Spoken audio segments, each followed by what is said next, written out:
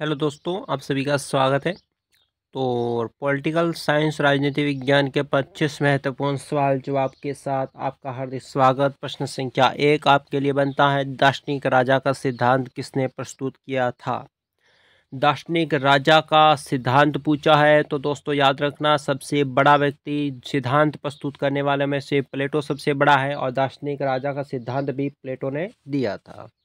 अगला सवाल देख लेते हैं। अगला सवाल है, संयुक्त राष्ट्र संघ के वर्तमान महासचिव कौन है। सही जवाब आपके लिए रहेगा एंटोनियो गुटेरेस, जो पुर्तगाल के हैं। कहाँ के हैं? पुर्तगाल के। क्या नाम है संयुक्त राष्ट्र संघ के वर्तमान महासचिव का? नाम है एंटोनियो गुटेरेस, जिन्होंने 1 जनवरी 2017 को अपना कार्यबल संभाला था। क्या संभाला था? कार्यबल। कब संभाला? 1 जनवरी 2017 से वर्तमान तक।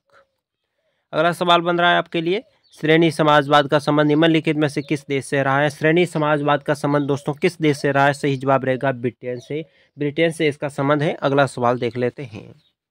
अगला सवाल है आपके लिए, राज्य की उत्पत्ति का देवीय सिद्धांत किसने प्रतिपादित किया था। तो राज्य की उत्पत्ति का देवीय सिद्धांत प्रस्तुत किया था जेम्स प्रथम ने। ठीक है, जेम्स प्रथम ने। अगला सवाल, वर्तमान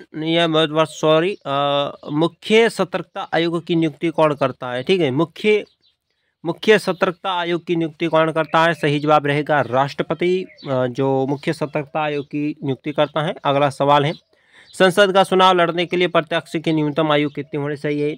संसद का, किसका चुनाव है? संसद का लड़ने के लिए क्या चाहिए? लड़ने के लिए उसकी न्यूनतम आयु चाहिए, तो कितनी होनी चाहिए? 25 वर्ष। सही जवाब है। अगला सवाल है आपके लिए, भारतीय संविधान के किस संशोधन द्वारा प्रस्तावित में 2 शब्द समाजवादी और धर्मनिरपेक्ष जोड़े गए थे। कौन कौन से शब्द जोड़े गए, कहाँ जोड़े गए, इस चीज को ध्यान रख लेना। भारतीय संविधान में संशोधन किया गया और प्रस्तावना में, किसमें? प्रस्तावना में कौन सा शब्द है? एक समाजवादी है, दूसरा धर्मनिरपेक्ष है।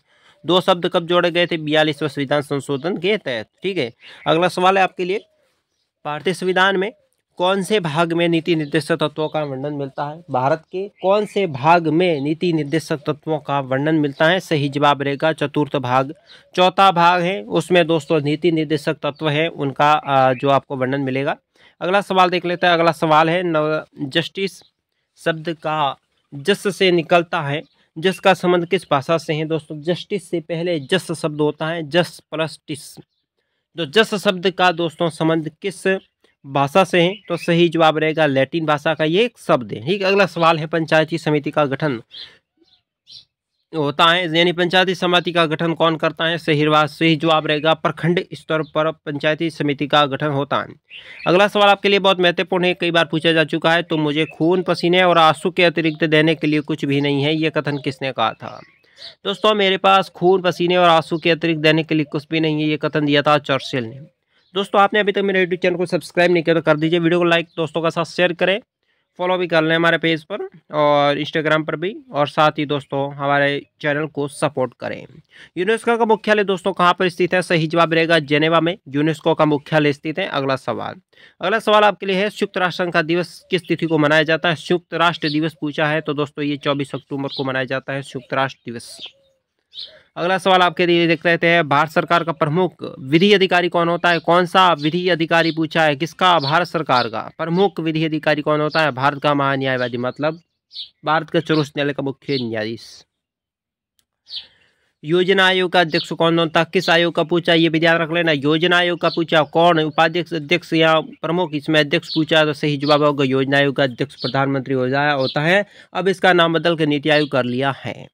अगला सवाल आपके लिए, भारत छोड़ो आंदोलन कब शुरू हुआ था। भारत छोड़ो आंदोलन कब शुरू हुआ था। सही जवाब होगा 1942 ईस्वी में। अगला सवाल, संविधान के किस भाग में भारत के नागरिकों के मौलिक अधिकारों का उल्लेख मिलता है। तो संविधान के भाग 3 में दोस्तों मौलिक अधिकारों का वर्णन मिलता है। अगला सवाल है, स्वराज मेरा जन्मसिद्ध अधिकार है, यह मैं लेके रहूंगा, ये किसने कहा था।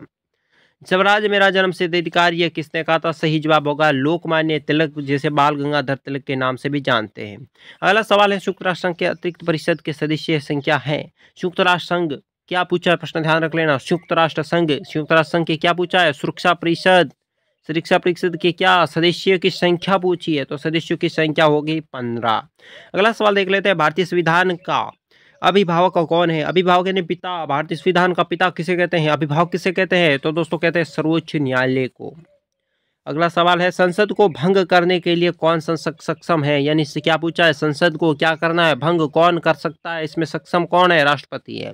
अगला सवाल देख लेते हैं। अगला सवाल है स्वतंत्रता संग्राम में गांधी जी ने किसान आंदोलन कहाँ से प्रारंभ किया था। स्वतंत्रता संग्राम में किस व्यक्ति ने, महात्मा गांधी ने क्या चलाया था, किसान आंदोलन। ठीक है, अब ये नहीं पूछा किसान आंदोलन कौन सा था, कहाँ से चलाया, तो इसमें पूछा कहाँ से चलाया, तो सही जवाब रहेगा चंपारण में। अगला सवाल देख लेते हैं। सन 1909 में एक्ट को दूसरे नाम से जानते हैं। 1909 का एक्ट को दूसरे किस नाम से जानते हैं। 1909 का एक्ट था, आपको पता है, Morley Minto act, Morley Minto act. अगला सवाल है भारत सरकार का संवैधानिक अध्यक्ष कौन है। भारत सरकार किसका, भारत सरकार का, भारत सरकार क्या संवैधानिक अध्यक्ष कौन है, राष्ट्रपति। सबसे बड़ा कौन होता है, राष्ट्रपति। अगला सवाल देख लेते हैं। 42वें संविधान संशोधन द्वारा संविधान के किस अनुच्छेद में मौलिक कर्तव्य को जोड़ा गया है। 42वें संविधान संशोधन में किस अनुच्छेद के तहत मौलिक कर्तव्य को जोड़ा गया, अनुच्छेद 51A। 51 का कौन सा भाग है, 51 के ए में 42वें संविधान संशोधन में जोड़ा गया है। अगला सवाल देखिए, भारत की संविधान सभा किसके, यानी किसके अनुसार गठित की गई है। भारतीय क्या पूछा है, भारतीय संविधान सभा किसके अनुसार गठन की गई, किस योजना के तहत, कैबिनेट मिशन योजना के तहत। अगला सवाल है अतिरिक्त मूल्य के सिद्धांत का प्रतिपादन किसने किया था। अतिरिक्त मूल्य का सिद्धांत है दोस्तों, जिसका प्रतिपादन किसने किया था, सही जवाब आपके लिए रहेगा कार्ल मार्क्स। अगला सवाल, रॉलेट एक्ट किस वर्ष पारित हुआ था। तो दोस्तों रॉलेट एक्ट किस वर्ष पारित हुआ था, सही जवाब रहेगा 1919। 1919 में रॉलेट एक्ट पारित हुआ था। अगला सवाल, अंतिम सवाल है संविधान सभा, नहीं इसे और, संविधान सभा का प्रथम अध्यक्ष या अधिवेशन, प्रथम अधिवेशन कहाँ हुआ था। संविधान सभा का प्रथम अधिवेशन पूछा है तो प्रथम अधिवेशन दिल्ली में हुआ था। अब अंतिम सवाल है, भारत में वर्तमान में भारतीय संविधान के कुल कितने भाग हैं। भारतीय संविधान के कितने भाग है, 22। कितने हैं, 22 भाग है। ठीक है, तो दोस्तों 25 प्रश्न का वादा था, 30 प्रश्न हो चुके पूरे। तो आपको बेस्ट इंटरेस्ट आया होगा, और सब्सक्राइब शेयर लाइक शेयर और कमेंट तो करना ही, और हमारे चैनल के साथ रहें, बने रहें और सपोर्ट करें, और हमारे चैनल पर उपस्थित अन्य वीडियो को जरूर देखें। धन्यवाद।